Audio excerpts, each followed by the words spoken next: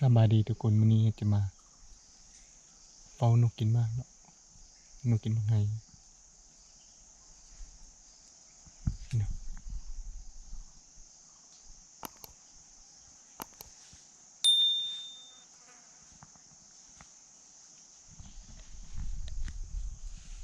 เดี๋ยวท่าพวกน้องว่าจะได้บ่ทุกคนท่ารุ่นนำกัน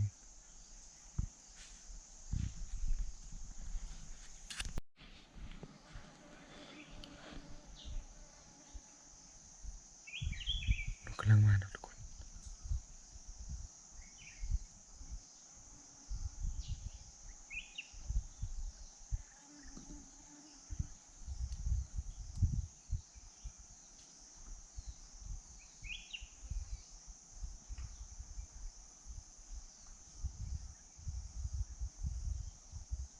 มาเนาะมาแล้ว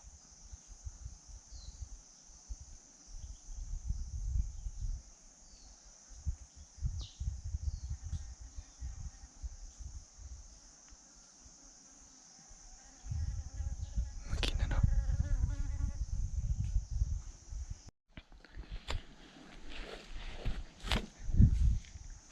ตกแล้วเนาะเห็นบ่เฮ้ยลงไหมฮะลงก่อนไหมนี่ฮะเห็นบ่ฮะเห็นแล้ว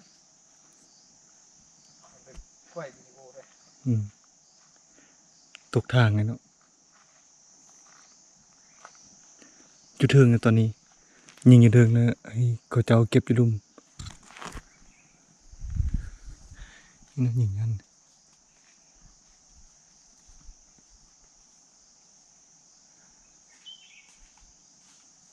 มันกำลังมาน่ะเลี้ยวแล้ววะเลี้ยวแล้ววะกำลังมานะ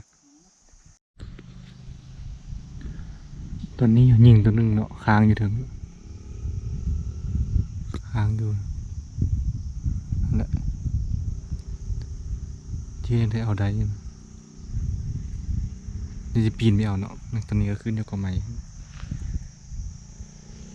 ขึ้นอยู่เทิงเลยเนาะยิงมันสูงทางอยู่ลุ่มยิงอยู่บนเทิงนี่จะขึ้นไปเอานกตัวนั้นเนาะ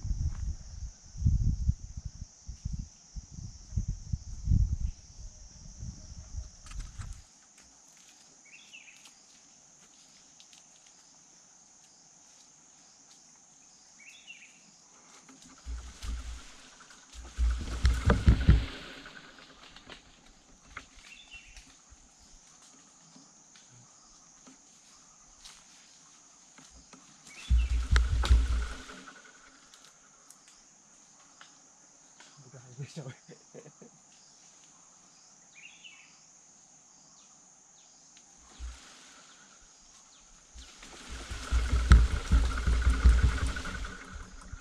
อยู่นั่งอยู่ต้นต้นนี้เหรอ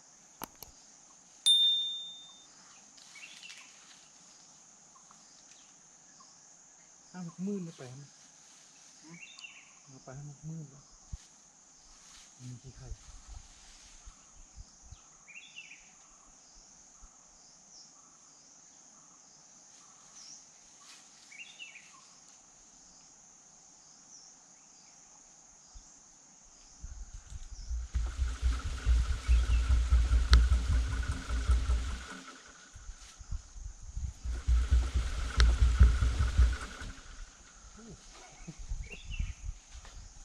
โอ้อะไร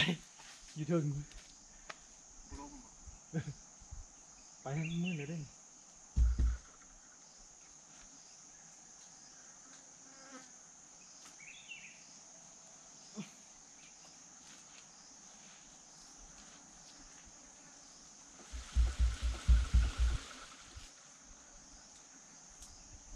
งามมากเลย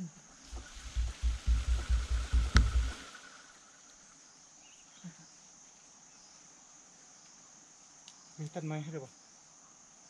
ต้นไม้มันยักยักเลยให้เจ้าขึ้นสุดเลย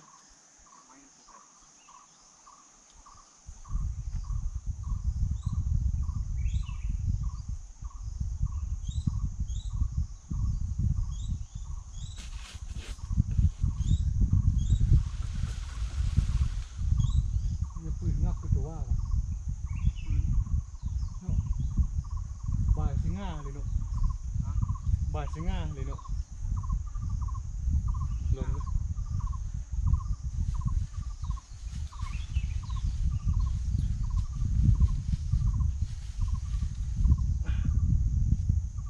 โอ้ได้หาวิธีใหม่ก็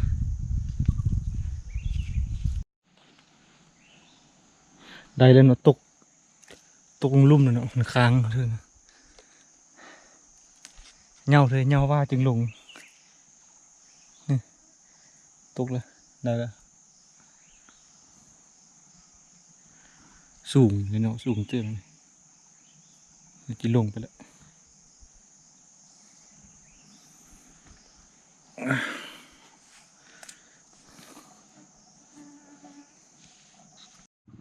นี่เนาะกอมังไห้ตัวนี้ลงมาตุ้มเลยเนาะสูงอีหลี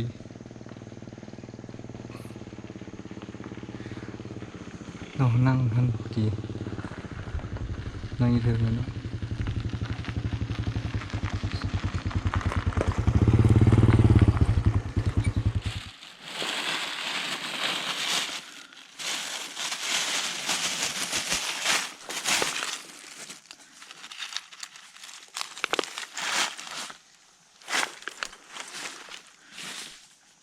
นกมันเนาะ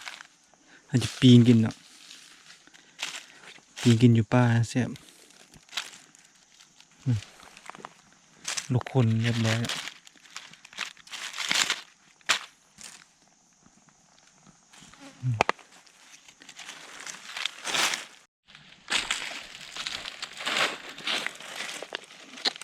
สิสุกเลย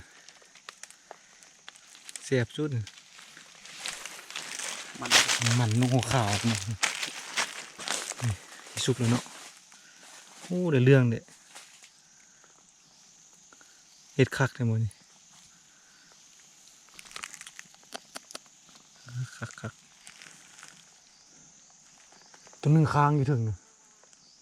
เห็นเลยนี่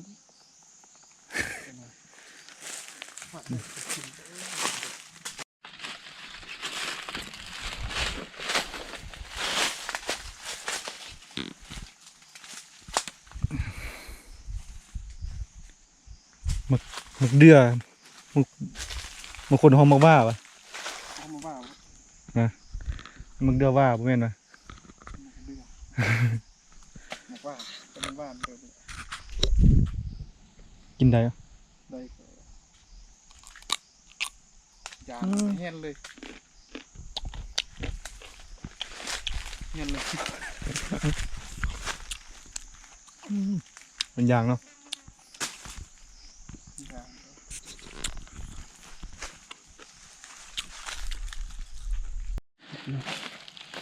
สุกเลยเนาะ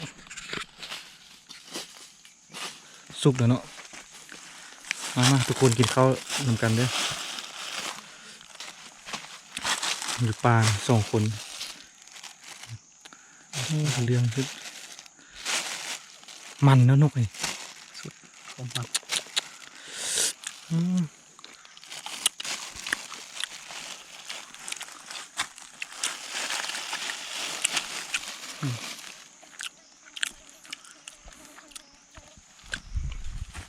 แซ่บเนาะ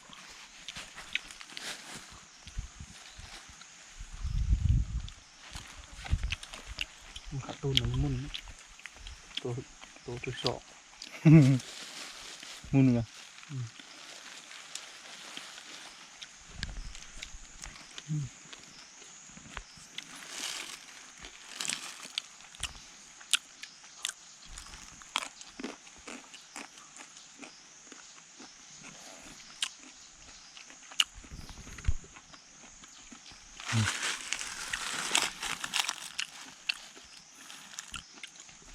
ตุ้มผม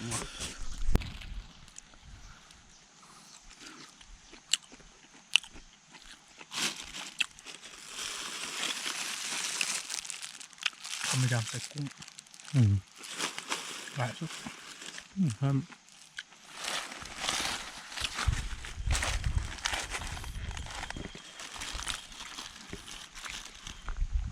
นะ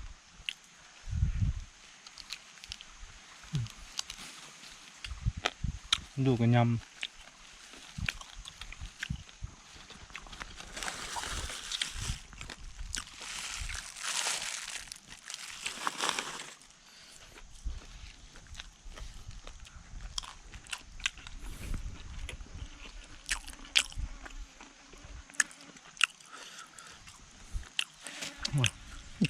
โอเค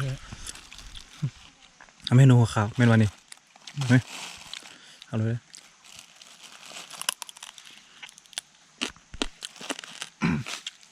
บดจะลกจากตัวนะ จำนงหัวข่าวจะลง เดี๋ยวก่อน นี่ก่อนหวาน จะว่าดนยังมาเห็ดนกคือตอนนั้นตอนนี้ก็แล้วเบิ่งนกตัวเล็กตัวน้อยๆยามนั้นน้ำเบิ่งยามนี้นกขวคือวันอยู่ครับ ดุนจึงเห็นมา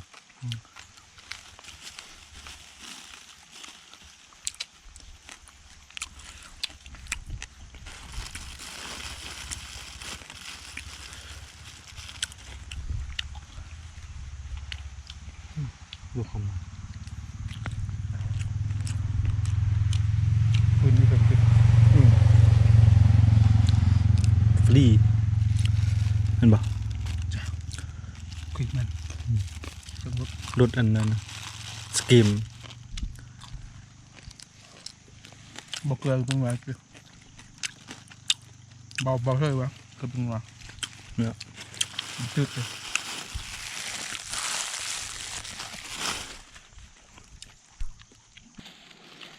มียังไง1 ไม้เซ่2 ไม้เมือง3 ไม้น้อย4 ไม้ไม่มี5 ไม้